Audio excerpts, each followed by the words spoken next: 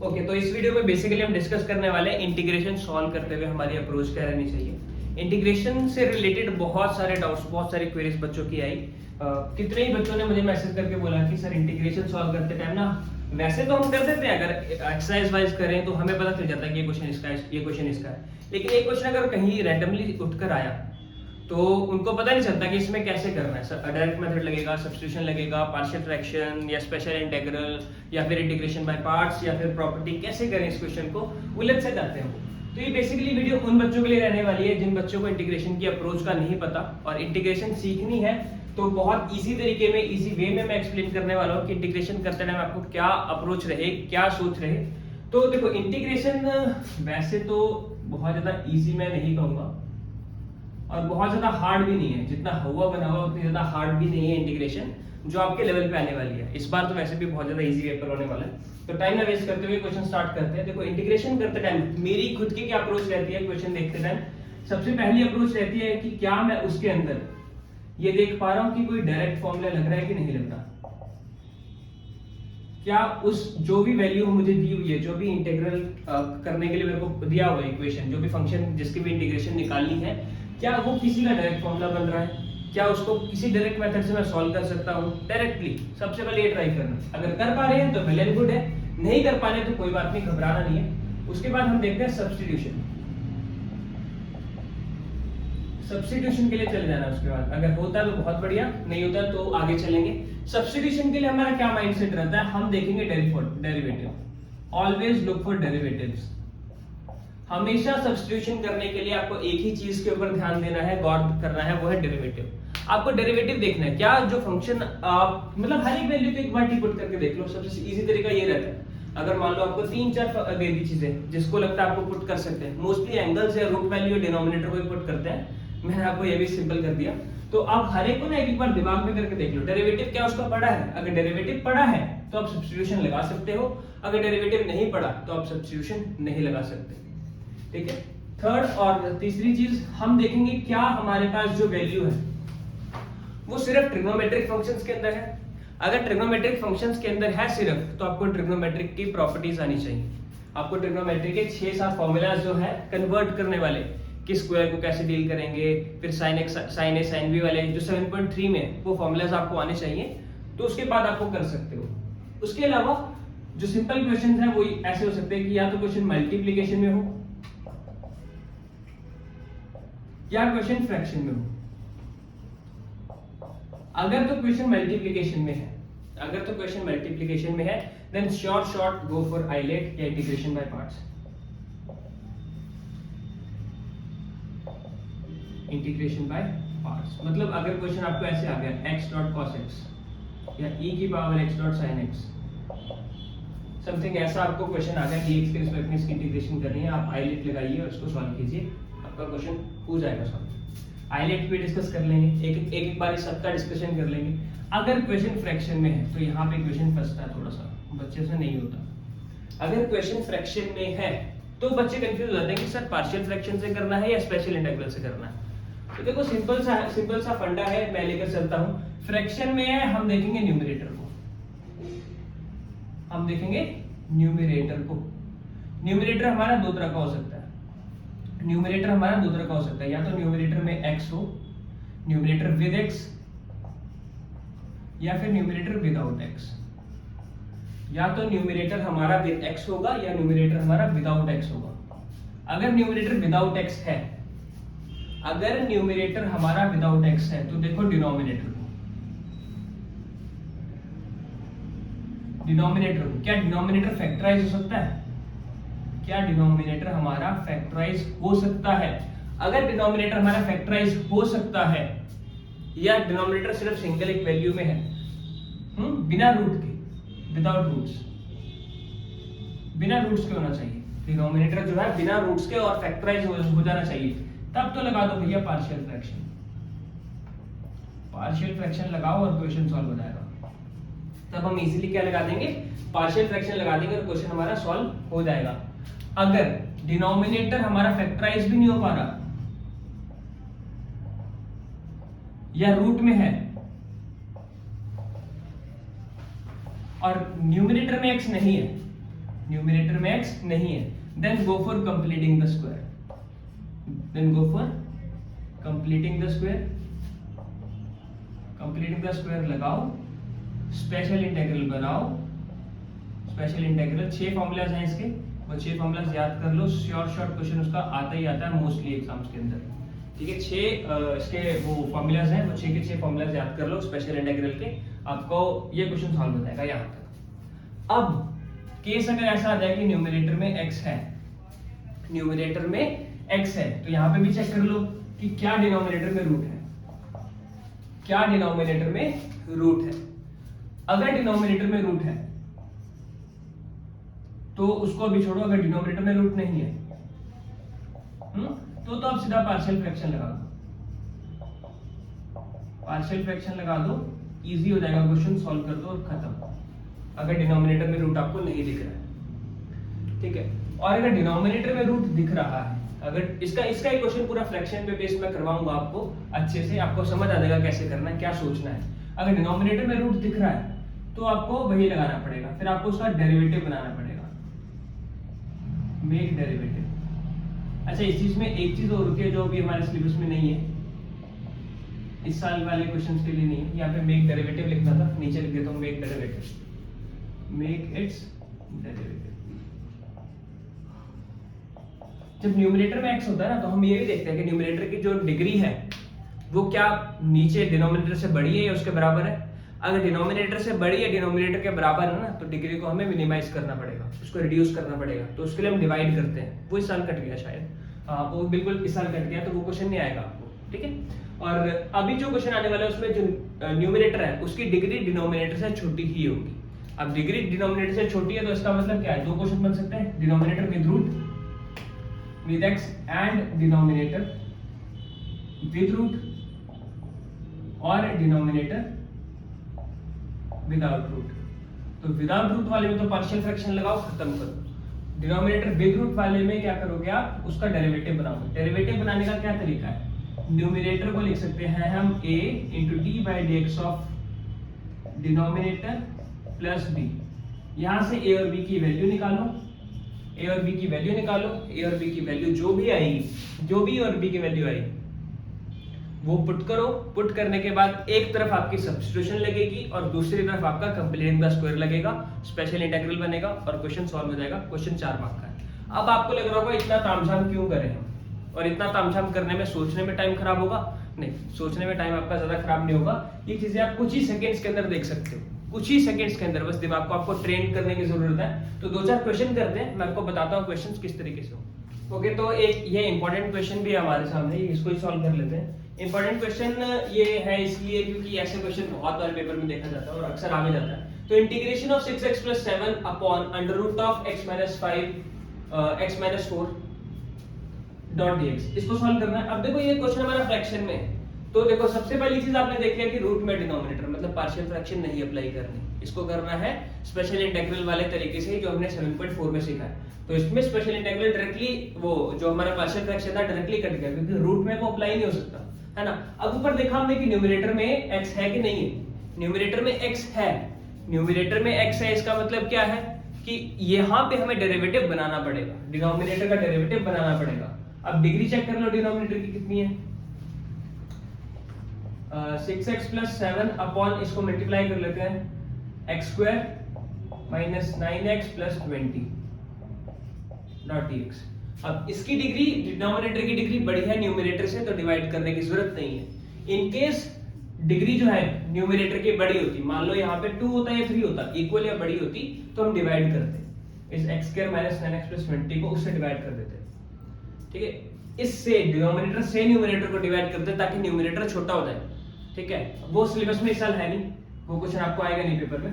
तो देखो x² - 9x + 20 है, ठीक है, ये वैल्यू बनी हमारे पास। तो हम सीधा क्या करेंगे, न्यूमरेटर लिखेंगे, न्यूमरेटर यानी कि 6x + 7 को हम लिख सकते हैं a d by dx of denominator यानी x² - 9x + 20 plus b।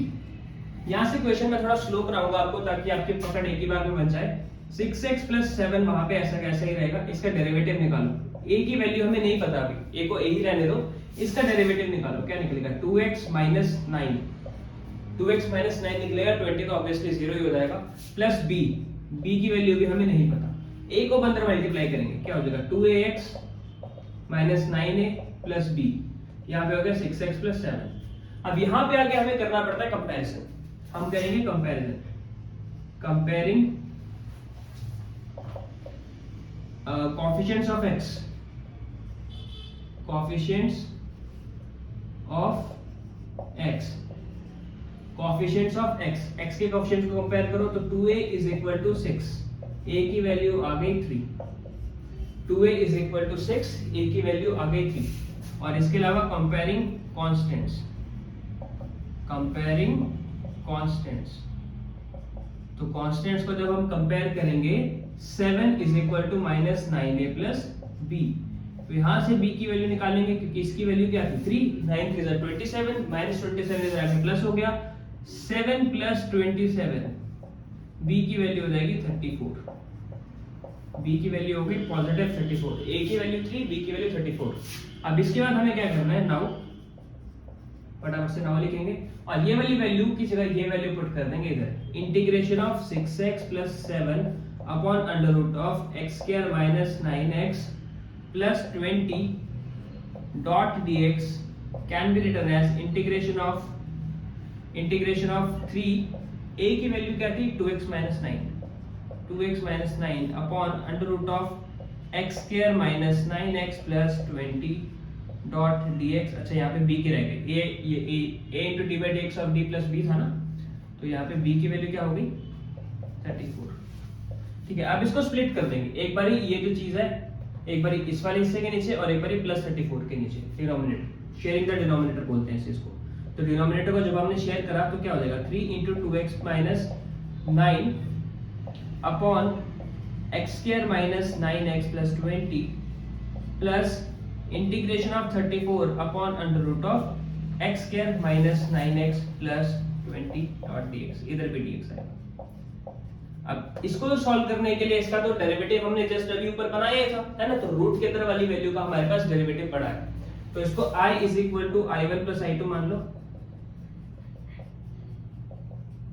i1 को अलग सॉल्व कर लेते हैं, i2 को अलग सॉल्व कर लेते हैं, या एक साथ भी करना है एक साथ भी कर सकते हो, मैं अलग अलग सॉल्व कर लेता हूं ताकि दिक्कत ना हो गई।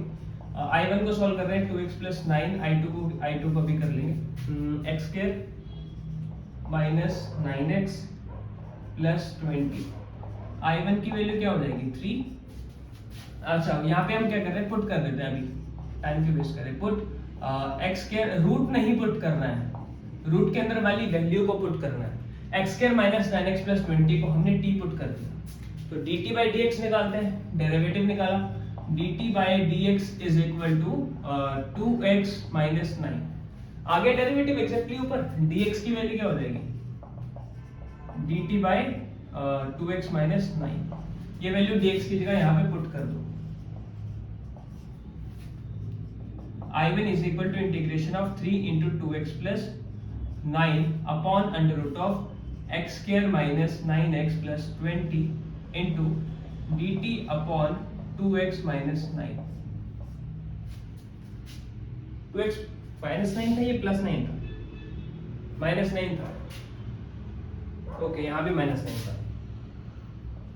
इधर भी माइनस 9 होगा, वो डेरिवेटिव बनाया है तो वो कटेगा ही कटेगा, ठीक है, प्लस माइनस की गलती हो गई थी, अच्छा वो बच गया, तो ये कट गया है ना, तो i1 की वैल्यू क्या हो जाएगी, इस इसको t पुट करना है, इस इसको t पुट कर देते हैं, बोर्ड होने का फायदा, i1 is equal to 3 upon या 3 की पावर 3 into t की power minus half dot dt, इसको इंटीग्रेट कर, i1 is equal to 3 t की power minus half plus 1 upon minus half plus 1। एक एक चीज मैं इसलिए बता रहा हूँ क्योंकि मैं ये मान के चल रहा हूँ बिल्कुल बेसिक बच्चों के लिए जिनको इंटीग्रेशन नहीं आ पाती, तो जब भी पावर होती है पावर में 1 प्लस ऐड करके उसको डिवाइड कर देते हैं सेम चीज से, तो 3 into t की पावर पॉजिटिव हाफ अपॉन ये वाला भी पॉजिटिव हाफ बनेगा, ये ऊपर जाएगा मल्टीप्लाई हो जाएगा, तो ये क्या हो जाएगा 6t की पावर हाफ। t की वैल्यू क्या थी, t की वैल्यू दोबारा से सब्स्टिट्यूट कर दो, 6 अंडर रूट ऑफ t की वैल्यू क्या थी x square minus 9x plus 20, ये तो i1 की वैल्यू होगी। i2 को भी सॉल्व करना है, i2 को सॉल्व करने के लिए हमें लगाना पड़ेगा कंप्लीटिंग द स्क्वायर, है ना, तो ये क्या था, integration of 34 upon under root of x square minus 9x plus 20 dot dx। Completing the square लगाने के लिए, कंप्लीटिंग द स्क्वायर लगाने के लिए हमें क्या करना है, हमें ये जो वैल्यूज हैं, हमें x square minus 9x plus 20 जो वैल्यू है, इस वैल्यू में x का कोएफिशिएंट देखना है, x स्क्वायर का नहीं, x का कोएफिशिएंट देखना है, x का कोएफिशिएंट। तो x स्क्वायर माइनस 9x ये तो लिख लिया, x का कोएफिशिएंट है 9, x का कोएफिशिएंट क्या है 9, तो x के कोएफिशिएंट के हाफ का स्क्वायर यानी 9/2 का स्क्वायर एक बारी ऐड एक बारी सब्ट्रैक्ट करेंगे, तो यानी कि प्लस 9/2 का स्क्वायर माइनस 9/2 का स्क्वायर प्लस 20 तो था ही। यहां तक समझ आया? जो x का कोएफिशिएंट होता है उसके हाफ का स्क्वायर एक बारी ऐड और एक बारी सब्ट्रैक्ट करते हैं कंप्लीट करने के लिए, स्क्वायर को कंप्लीट करने के लिए। तो यहां पे स्क्वायर जो है कंप्लीट हो गया, 34x माइनस 9/2 का होल स्क्वायर यहां पर कंप्लीट हुआ, x माइनस 9/2 का होल स्क्वायर यहां पर कंप्लीट हुआ, और यहां पर क्या बन जाएगी वैल्यू, माइनस 81 अपॉन 2 प्लस 20। इसको सॉल्व करेंगे अभी, 34 ऊपर वैसे का वैसा, dx भी साथ में चल ही रहा है, dx नहीं छोड़ना बच्चों, dx बहुत इंपॉर्टेंट है, और अंडर रूट भी चल रहा है, under root of x minus 9 upon 2 का होल स्क्वायर माइनस, इसका एलसीएम लेंगे क्या हो जाएगा 40 minus 81 plus 40 41 upon 2 minus 41 upon, इसका रूट कर देते हैं, इसका रूट करके इसका भी हमने स्क्वायर कर दिया, ये बन गया इंटीग्रेशन ऑफ 1 अपॉन x वाली टर्म पहले थी x square minus a square, ये बन गई ये चीज, integration of 1 upon x square minus a square, x square minus a square. तो integration of 1 upon x square minus a square का फॉर्मूला होता है log of x under root of x plus under root of x square minus a square dot dx plus c, ये formula होता है integration of log of x plus under root of x square minus a square plus c, ये formula होता है।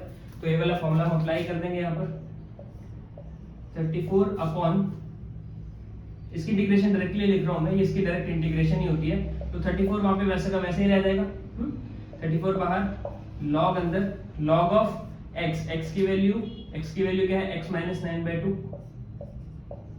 x minus 9/2 ये x की value थी, plus under root के अंदर जो वैल्यू है वो सारी की सारी एज इट इज ही आ जाएगी, तो अंडर रूट के अंदर जो सारी की सारी वैल्यू थी एज इट इज वो लिख देंगे हम, x माइनस 9/2 का स्क्वायर माइनस रूट ऑफ 41/2 का होल स्क्वायर, ये बनी i2 की वैल्यू, इन दोनों को ऐड कर देंगे i1 और i2 को, हमारा आंसर आ जाएगा ये i2 था, i is equal to i1 plus i2, और आपका क्वेश्चन जो है सॉल्व हो जाएगा। कर लेते हैं इसको, 6 under root of x square minus 9x plus 20 plus 34 into log of x minus 9/2 का या होल स्क्वायर आएगा, नहीं आएगा, x minus 9/2 plus under root of x minus 9/2 का whole square minus under root of 41/2 का होल स्क्वायर, ये answer आ जाएगा प्लस c। ओके, तो पार्शियल फ्रैक्शन का एक क्वेश्चन करेंगे अभी हम। पार्शियल फ्रैक्शन जो है वो बहुत सारे बच्चों का डाउट था, तो एक क्वेश्चन मैं लेकर आया हूँ आपके लिए। अब देखो पार्शियल फ्रैक्शन ना इसी में दो तरीके की और हो सकती है, जो कंप्लीट क्वाड्रेटिक इक्वेशन होती है। कंप्लीट क्वाड्रेटिक इक्वेशन में ना दो तरीके से और आ सकता है, जैसे ये भी एक कंप्लीट क्वाड्रेटिक इक्वेशन है ना, तो क्योंकि x माइनस 1 के होल स्क्वायर को बोल रहा हूँ मैं सिर्फ अभी, ये पूरी तो क्यूबिक बन जाएगी। तो यहाँ पे x प्लस 1 अगर बाय चांस होता तो ये ऐसे हो सकता है x प्लस 1 का होल स्क्वायर, प्लस के साथ भी आ सकती है सेम चीज, और x प्लस 1 अपॉन, इसमें तो कट जाएगा, इसको माइनस कर लेते हैं, ठीक है। इसमें और दूसरी चीज क्या हो सकती है, x प्लस 1 को ऐसे लिख लो, x square plus 2x plus 7। तो ऐसे केस में इसको फैक्टराइज नहीं कर सकता मैं, इसको अगर या तो फैक्टराइज करता तो सिंपल हो जाता, अगर इसको मैं फैक्टराइज कर पाता तो ये सिंपल हो जाता, सिंगल लीनियर इक्वेशन बना के a upon something b plus b upon something करके इसको सॉल्व कर लेता। लेकिन ये फैक्टराइज नहीं हो पा रही, ये जब फैक्टराइज नहीं हो पाती ना, तो इस चीज को हमें ऐसे लिखना पड़ेगा, ax plus b upon this whole thing, x square plus 2x plus 7। और साथ में अगर एक और चीज होती है लाइक x माइनस 3 लगा लो, तो इसको हम लिखेंगे plus c upon x minus 3। समझे? लेकिन इस केस में जो ये कंप्लीट होती है, कंप्लीट वाले केस में ये टूटता कुछ अलग तरीके से है। जैसे ये था, ये ऐसे टूटेगा a upon x plus 1 plus b upon x plus 1 का होल स्क्वायर। एक बार ये वैल्यू 1 पावर के साथ, फिर 2 पावर के साथ। अगर 3 होती तो पावर 3 तक चला जाता c अपॉन, अगर 3 होता by any chance c upon x plus 1 का होल क्यूब तक चला जाता। ठीक है, फिर उसके बाद बचा हुआ जो भी मान लो, उसके अंदर मान लो x माइनस 3 है तो plus b upon x minus 3 हो जाता। ठीक है, इतना लंबा पार्शियल फ्रैक्शन आएगा नहीं वैसे आपको सिलेबस में, तो अभी यही करते हैं जो है हमारे सामने, और इस चीज को मिटा देते हैं। इस चीज को हम मिटा देते हैं, तो यहां से करते हैं इसको। ये क्या होगा, integration of x square plus 1 upon x minus 1 का square into x minus 3 dot dx है। इसको सॉल्व करने के लिए I is equal to x square plus 1 upon x minus 1 का whole square x plus 3 can be written as a upon x minus 1 plus b upon, integration हटा देता हूं अभी के लिए, a upon x minus 1 plus b upon x minus 1 का square plus c upon x plus 3। इसको इस तरीके से स्प्लिट कर देते हैं हम पार्शियल फ्रैक्शंस के साथ। अब abc की वैल्यू निकालनी है। abc की वैल्यू निकालने के लिए हमें लेना पड़ेगा नीचे एलसीएम। नीचे हमेशा एलसीएम लोगे ना, ये बात याद रखना कि वैल्यू हमेशा यही बनेगी। तो ये लिख लो x माइनस x1 का square plus into x plus 3। अब देखो a के नीचे क्या था, x माइनस 1 था। a के नीचे क्या था, x माइनस 1 था, तो ये एक बार x माइनस 1 से मल्टीप्लाई होगा और एक बार x प्लस 3 से मल्टीप्लाई होगा, प्लस b। b के नीचे x माइनस 1 का स्क्वायर कंप्लीट था, तो ये क्या होगा, x प्लस 3 से मल्टीप्लाई होगा, सिर्फ x प्लस 3 से मल्टीप्लाई होगा b। c के नीचे क्या था, x प्लस 3, तो ये x माइनस 1 के होल स्क्वायर से एक बार मल्टीप्लाई हो जाएगा। ठीक है, अब इसको जरा सॉल्व करो। x square plus 1 upon x minus 1 का whole square plus into x plus 3। अब इससे डिनोमिनेटर कट गया, यहाँ पर क्या बचेगा, x square plus 1 is equal to a into x square minus 2x या प्लस 2x माइनस 3। ठीक है, ये बनेगी वैल्यू, यहाँ पे b के साथ बनेगी x plus 3 as it is, c के साथ बनेगी x square plus 1 minus 2x, ये बन जाएगी। अब इसको और मल्टीप्लाई करके सॉल्व कर लेते हैं। a के साथ करेंगे तो क्या हो जाएगा, x square ax square plus 2ax minus 3a plus 3b plus bx bx plus 3b plus cx square plus cx नहीं 2cx plus c minus 2cx, ये बनेगी प्रोडक्ट वैल्यूज। इसमें x स्क्वायर a x और constant वाली अलग अलग कर लो। x square के कोएफिशिएंट्स अलग कर लेते हो, क्या बचेगा a प्लस c। x के कोएफिशिएंट्स अलग करेंगे तो क्या बचेगा 2a, यहाँ से एक b और यहाँ से माइनस 2c। कांस्टेंट्स के लिए कांस्टेंट को अलग करने का ट्राई करते हैं तो क्या हो जाएगा, प्लस ब्रैकेट में minus 3a plus 3b and plus c।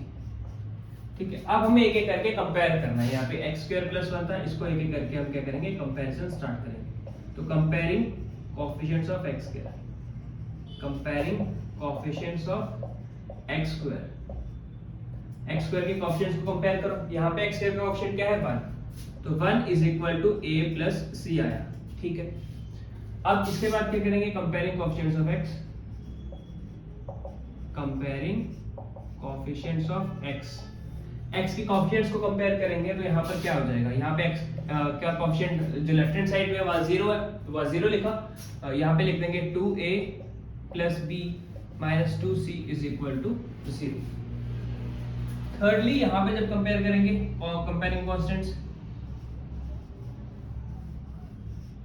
Comparing constants, तो कांस्टेंट्स 1 के इक्वल है, 1 is equal to 3b plus c minus 3a, ये चीज लिख दी हमने यहाँ पर, है ना। यहाँ से c की वैल्यू या फिर a की वैल्यू निकाल सकते हो आप अपनी मर्जी से, कोई भी वैल्यू निकाल सकते हो। मैं a की निकाल लेता हूँ। a की निकाल ली मैंने वैल्यू, क्या आ गई 1 माइनस c। a की वैल्यू निकाल ली यहाँ से 1 minus c, 1 minus c put कर दूंगा दोनों जगह, a की जगह तो 0 is equal to 2 into 1 minus C plus B minus 2c, ये क्या हो जाएगा 2 minus 2c plus B minus 2c, तो ये क्या हो जाएगा b माइनस 4c माइनस 2, ये प्लस 2 इज इक्वल टू 0, एक वैल्यू बन गई, या इसको इधर लेके चला जाऊं तो ये माइनस 2 हो गया, इस 2 को वहां ले गए, राइट हैंड साइड पे 0 था ना तो वहां ले गए, एक इक्वेशन ये बन गई।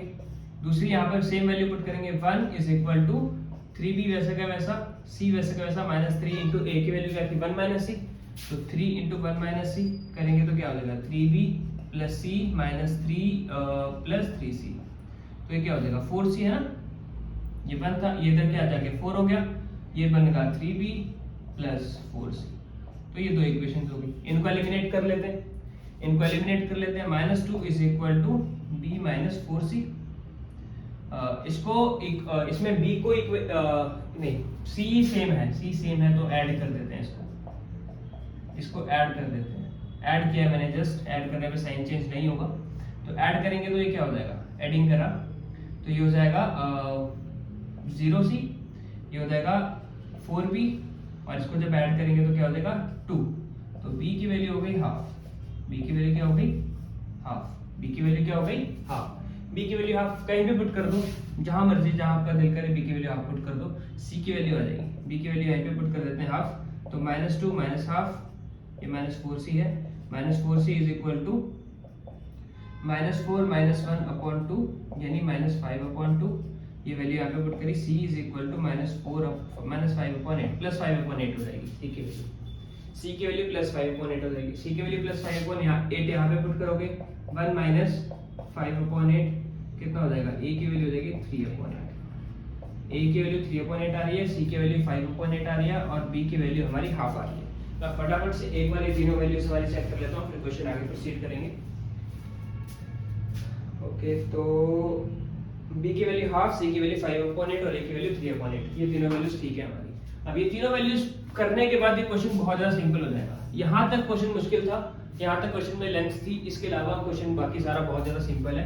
अब वैल्यू सब्स्टिट्यूट करो, a की वैल्यू सब्स्टिट्यूट करें यहाँ पर, a की वैल्यू क्या थी, integration of x square plus 1 upon x minus 1 का whole square into x plus 3, x minus 1 का whole square into x plus 3 can be dot dx can be written as a की value क्या थी 3 upon 8, तो 3 upon 8 into x minus 1 dot dx plus integration of b upon b की value क्या थी half, तो b का half बाहर लिख लेते हैं, हाफ x माइनस 1 का होल स्क्वायर प्लस c की वैल्यू क्या थी, यहाँ पे भी dx आएगा, डॉट dx आएगा, c की वैल्यू क्या थी, देखो जरा c की वैल्यू थी हमारी 5 अपॉन 8, 5 अपॉन 8 के नीचे x अपॉन 3, तो 5 अपॉन 8 के नीचे अपॉन x अपॉन 3 मतलब x प्लस 3, 5 अपॉन 8 के नीचे x प्लस 3 नीचे आ जाएगा डॉट dx। अब इसको इंटीग्रेट कर लेते हैं, इसको इंटीग्रेट करेंगे तो ये डायरेक्टली log ऑफ हो जाएगा ना 3 upon 8 log of x minus 1 plus इसको अभी छोड़ दो, अभी इसको छोड़ देते हैं, अभी इसको छोड़ के इसके अलावा नीचे वाली कर लेते हैं, 5 upon 8 log of x plus 3 plus c। देखो इसको क्यों छोड़ा, क्योंकि यहाँ पे पावर 1 नहीं थी, अगर पावर 1 होती तो डायरेक्टली वो बन जाता log, जैसे इसकी पावर 1 थी x माइनस 1 की तो इसको log ऑफ x माइनस 1 लिख सकते हैं, इसकी पावर x प्लस 3 थी तो इसको directly log of x plus 3 लिख सकते हैं। तो इसकी जब इंटीग्रेशन करेंगे हाफ के साथ वो तो क्या हो जाएगा, इंटीग्रेशन ऑफ x माइनस 1 की पावर माइनस 2 डॉट dx, तो 3 upon 8 log of x minus 1 plus half वैसा का वैसा x माइनस 1 की पावर माइनस 2 प्लस 1 यानी कि माइनस 1, x माइनस 1 की power minus 2 plus 1 upon minus 1, ठीक है ये चीज बनी, plus 5 upon 8 log of x plus 3 plus c, बस आ गया answer 3 upon 8 log of x minus 1 minus half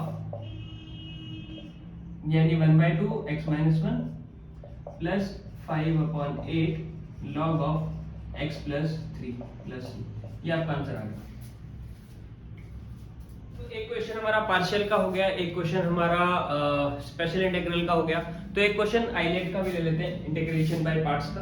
तो इसीलिए एक क्वेश्चन उठाया है। तो बाकी मैं कोशिश करूंगा और भी ज्यादा इंपॉर्टेंट क्वेश्चंस की वीडियो आपके लिए लेकर आने की, मतलब 10-10 12-12 मिनट की एक क्वेश्चन सॉल्व, दो क्वेश्चन सॉल्व करके वीडियोस मैं आपके लिए बनाऊंगा। तो हो सका तो शेयर करना, अदरवाइज ठीक है। अगर आपको अच्छी लग रही है वीडियोस तो देखो जरूर, एंजॉय करो कंटेंट को। हमारा तो बस ये थोड़ा सा अप्रोच है कि बच्चों की हेल्प हो जाए थोड़ी सी। तो चलो, जब भी आइलेट का क्वेश्चन आएगा, आइलेट में आपको अदर ट्रिग्नोमेट्रिक फंक्शंस दिखते हैं या नहीं दिखते, ठीक है, उससे फर्क नहीं पड़ता। e की पावर x जब भी दिखाई देगी, e की पावर x जब भी दिखाई देगी, इस चीज को i मान लो, क्योंकि 110% e की पावर x में जो भी वैल्यू होगी वो खुद को रिपीट कर जाती है। e की पावर x में अगर ट्रिग्नोमेट्रिक फंक्शन के साथ e की पावर x आ गया तो वो खुद को रिपीट कर जाती है। क्यों? क्योंकि इंटीग्रेशन में ना कभी e की पावर x खत्म होगा, ना ही ट्रिग्नोमेट्रिक फंक्शंस खत्म होंगे, वो आपस में एक दूसरे में चेंज होते रहेंगे, तो खुद को रिपीट कर जाएगा। कैसे? तो वही चीज दिखाऊंगा मैं भी आपको। i is equal to e की power 2x dot sine 3x plus 1 dot dx, sine 3x plus 1 dot dx।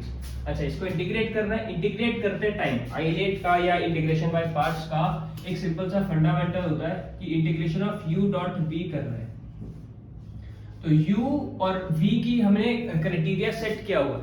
Criteria क्या सेट किया हुआ है? आइलेट, मैं बार बार इसको इसीलिए बोल रहा हूँ क्योंकि ये आइलेट ही क्राइटेरिया है जिसके अकॉर्डिंग इसको सेट किया हुआ है। तो ये आइलेट क्या बताता है? आइलेट हमें बताता है प्रायोरिटी ऑर्डर, ठीक है। आइलेट हमें बताता है प्रायोरिटी ऑर्डर। I मतलब इनवर्स, L मतलब logarithms, A means algebra, T means trigonometry, I inverse trigonometry का, E means exponents, ये exponential functions कहना ज्यादा सही रहेगा, बेसिकली e की पावर x वाले। तो उनको लास्ट प्रायोरिटी ऑर्डर मिला है।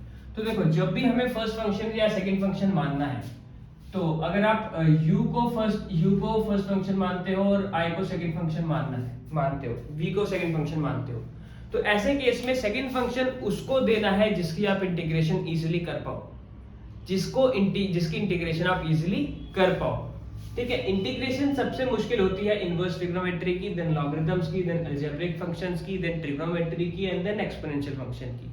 या इसको दूसरे शब्दों में कहूं तो एक्सपोनेंशियल फंक्शन की इंटीग्रेशन सबसे आसान, फिर उससे थोड़ी मुश्किल ट्रिग्नोमेट्री की, उससे थोड़ी मुश्किल अलजेब्रा की, उससे थोड़ी मुश्किल लॉग की, और नियरली इम्पॉसिबल होती है इनवर्स ट्रिग्नोमेट्री की। तो उसको हम डिफरेंशिएशन कर लेंगे उसी की, है ना, क्योंकि एक फंक्शन की डिफरेंशिएशन होती है, जो फर्स्ट फंक्शन होगा वो यूजुअली कॉमन निकलता है, उसकी इंटीग्रेशन हमें करनी नहीं पड़ती, बहुत कम करनी पड़ती है। तो वही चीज करेंगे। तो देखो, इसको मैं मान लेता हूं अपना सेकंड फंक्शन, इसको मान लेता हूं फर्स्ट फंक्शन, ठीक है। या उल्टा भी कर सकते हो आप, क्योंकि ये एक्सपोनेंट है, दोनों की इंटीग्रेशन डिफरेंशिएशन पॉसिबल है। तो इसको सेकंड मान लो, इसको फर्स्ट मान लो। तो साइन एक्स, देखो फॉर्मूला क्या होता है इंटीग्रेशन बाय पार्ट्स का? Integrating by parts,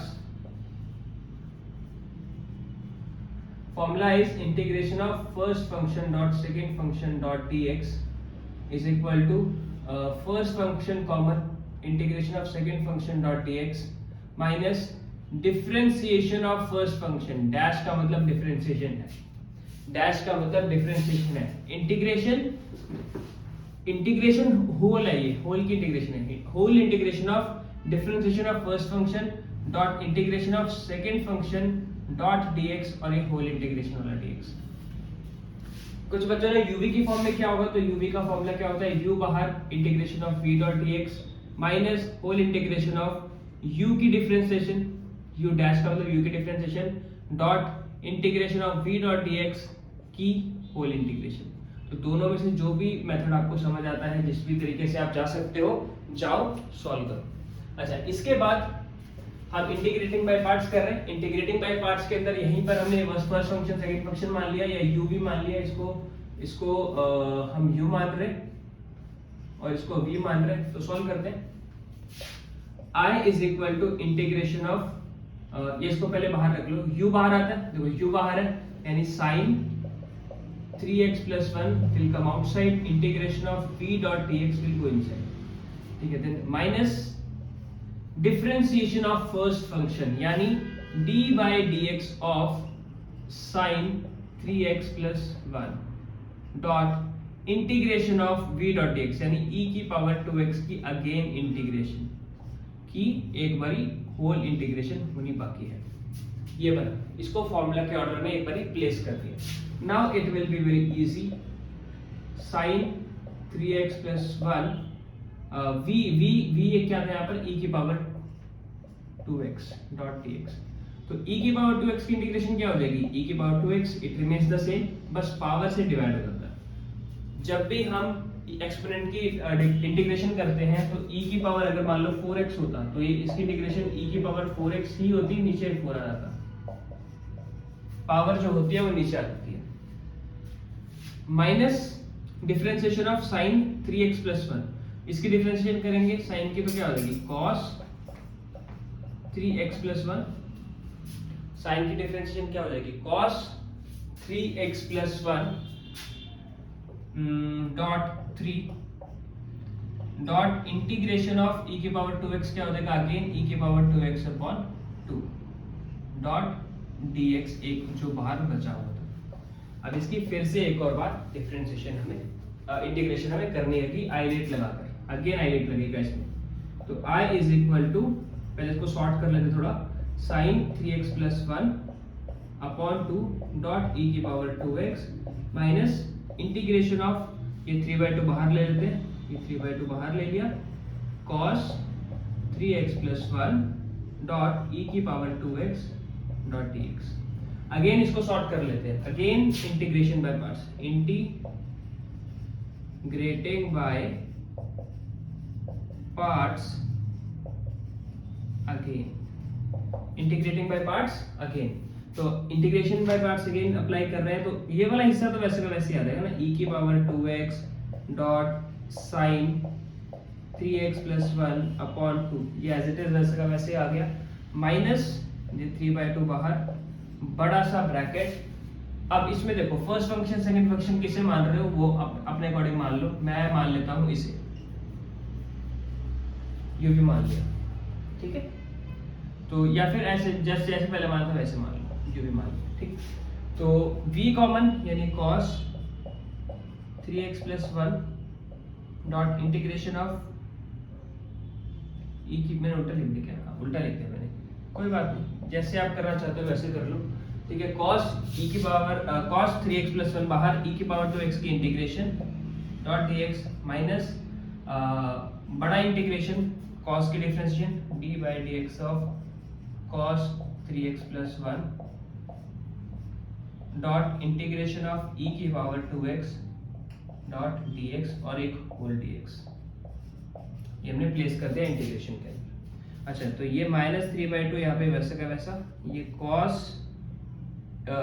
3x plus 1 as it is e की power 2x upon 2 minus integration of, ये डिफरेंशिएशन करेंगे cos की तो क्या बनेगा minus of sin 3x plus 1 dot 3, ये माइनस साइन इसको क्या बना देगा पॉजिटिव, ये cos का होता है डिफरेंशिएशन माइनस साइन, तो cos का डिफरेंशिएशन माइनस साइन होगा, तो माइनस साइन जो होगा, जो माइनस साइन होगा निशान माइनस का, इसको पॉजिटिव बना देगा, तो 3 यहाँ पर आ गया, डॉट इंटीग्रेशन ऑफ e की पावर 2x, अगेन e की पावर 2x की इंटीग्रेशन में डायरेक्टली लिख रहा हूँ, e की पावर 2x अपॉन 2, हाँ बस ये चीज बनी। अब ये चीज ध्यान से देखना, ये 3 को बाहर फेंक दो पहले, इस 3 को अगर मैं बाहर फेंक दूं, 3/2 को इसको बाहर निकाल दो, तो ये चीज क्या बनी है, दिस इज जहां से हमने स्टार्ट करा था, e की power 2x dot sin 3x plus 1 as it is same बन रहा है, देखो दिखाता हूं मैं। और एक्सपोनेंट वाले क्वेश्चन के अंदर ये सेम चीज रिपीट होती ही होती है हर बार। अच्छा, ये छूट जाएगा, अदरवाइज इसको लिख लेते हैं, e की power 2x dot sin 3x plus 1 upon 2, इसको लिख लेते हैं, इसको लिख लिया हमने। अच्छा, ये लिखने के बाद अब देखो ये ध्यान से इस 3/2 को अंदर सबसे मल्टीप्लाई करते हैं पहले, हाँ। तो i is equal to e की power 2x sin 3x plus 1 upon 2, ये वाली चीज as it is, minus 3/2 cos 3x plus 1, ये चीज इससे मल्टीप्लाई हुई, तो ये 2 मल्टीप्लाई होकर 4 बन जाएगा, डॉट e की पावर 2x, अगेन माइनस ये वाला माइनस 3/2 इससे मल्टीप्लाई हो रहा है और ये वाला 3/2 पे मल्टीप्लाई होगा, तो minus 9/4, minus 9/4, minus 9/4 integration of e की power 2x dot sine 3x plus 1 dot dx। अब ये चीज क्या थी, i थी, है ना, ये चीज क्या थी, i थी, तो उसको माइनस 9/4 i लिख लेंगे, इसको यहाँ ले आएंगे, इस चीज को यहाँ ले आएंगे, है ना, लिख लेता हूँ मैं पहले आपको, 3/4 cos 3x plus 1 dot e की power 2x is equal to e की power 2x sine 3x plus 1 upon 2, ये i था, इस वैल्यू को यहाँ उठा के ले आए, तो इधर आके क्या हो जाएगा, ऐड, ये हो जाएगा 13/4i is equal to e की power 2x sine 3x plus 1 minus, अच्छा ये अपॉन 2 था, माइनस 3/4 e की power 2x cos 3x plus 1, e की पावर 2x कॉमन आ रहा है, e की पावर 2x/2 कॉमन ले लिया, e की पावर 2x/2 हमने कॉमन ले लिया, कॉमन लेने के बाद क्या बचेगा, एलसीएम ले लिया तो यहाँ पे 2 बचेगा ना, तो 2 sine 3x plus 1 minus cos 3x plus 1, ये नेगेटिव नहीं होगा, ठीक है, नेगेटिव नहीं होगा, इतना बचेगा, और ये 13/4 i1 था, तो i1 को अकेला छोड़ दो, ये 4/13 यहाँ जाके मल्टीप्लाई कर दो, इससे खत्म, तो ये क्या हो जाएगा, e की पावर 2x अपॉन 13 4, ये 2 ये दे दो, 2 ऐसे दो, और 2 साइन 3x प्लस 1, और ये हमारा आंसर आ गया, cos 3x प्लस 1, ठीक है, this will be our answer. तो क्वेश्चन बार बार खुद को रिपीट करेगा जब भी एक्सपोनेंट के साथ होगा ट्रिग्नोमेट्रिक फंक्शन, तो इस चीज के लिए रेडी रहना, आईलेट लगाने के लिए 2 बार, और हमेशा वैल्यू खुद को रिपीट करेगी, तो आई बनाने के लिए भी रेडी रखना, क्योंकि आई बनाओगे स्टार्टिंग में तभी वहां पे पुट करोगे और फिर सॉल्व करके आंसर आएगा। आईलेट का क्वेश्चन ज्यादा हार्ड नहीं होता, ILATE is rather easy as compare to special integral और पार्शियल फ्रैक्शन, क्योंकि उसमें कंपेयर करके लंबी वैल्यू होती है। ये विद द फ्लो हो जाएगा क्वेश्चन, आपको सिर्फ 5-7 क्वेश्चंस प्रैक्टिस करने हैं, विद द फ्लो करोगे तो ये क्वेश्चन विद द फ्लो होता रहता है। इस क्वेश्चन में कुछ भी अटकने वाला जैसा कुछ है नहीं, सिंपल डिफरेंशिएशन होती है, सिंपल इंटीग्रेशन होती है, बहुत हार्ड क्वेश्चन नहीं है ये। ओके, तो इसी के साथ हम अपनी वीडियो को एंड करते हैं, क्योंकि वीडियो ऑलरेडी काफी लंबी हो गई है, और आपको वीडियोस कैसी लग रही है जरूर बताओ, और हो सके तो शेयर भी करो। बाकी कौन कौन से क्वेश्चन और चाहते हो जिसके ऊपर वीडियो में बनाऊं, वो जरूर डेफिनेटली मुझे बताना, मैं नया नेक्स्ट टॉपिक इसके ऊपर बनाऊं, या इंटीग्रेशन के और क्वेश्चन करना चाहते हो, इंपॉर्टेंट क्वेश्चन या प्रीवियस ईयर के क्वेश्चंस, तो मैं उसके ऊपर भी वीडियोस लेकर आऊंगा। Make sure to comment in the comment section.